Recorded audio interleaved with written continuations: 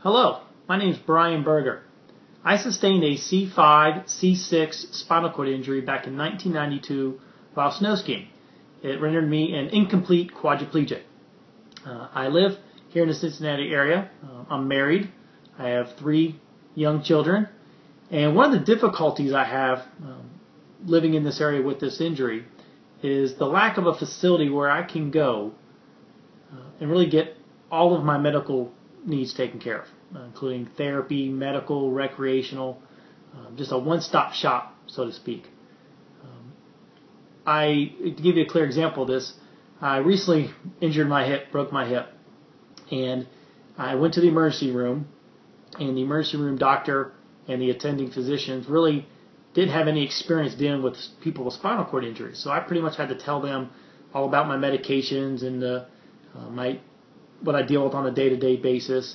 They then had to consult with my urologist to figure out how does my spinal cord injury, what do they have to do with regards to my urology needs.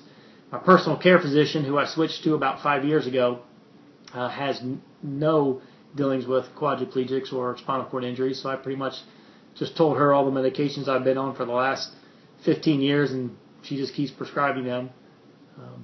And when it came time for me to go to physical therapy for my hip, that was even more difficult because I called around a bunch of facilities here in Cincinnati, and none of them really had a lot of experience with spinal cord injuries, outpatient rehabs.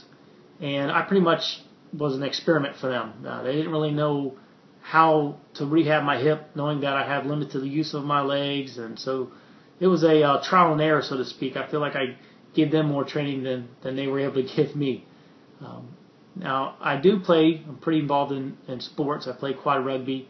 I do travel to Indianapolis about every weekend during the winter months for training with my team. Go to Louisville about once a month to do training with another team down there. And I get around quite a bit around the country and talk with other people with spinal cord injuries. And talking with them, it would be wonderful, and they've all expressed a desire for some type of facility that can provide services for people with spinal cord injuries, encompassing all of our needs. Like I said before, a one-stop shop, so to speak, that can reduce travel, can reduce the redundancy and having to tell our story over and over and over, and educating others about what our needs are, and just overall help to increase the quality of life for us. So if this is possible, it would be great to have a facility of this nature here in the greater Cincinnati area. I can tell you one right now, I would be number one first customer if that facility was ever to come to fruition. Thank you for your time, and good luck.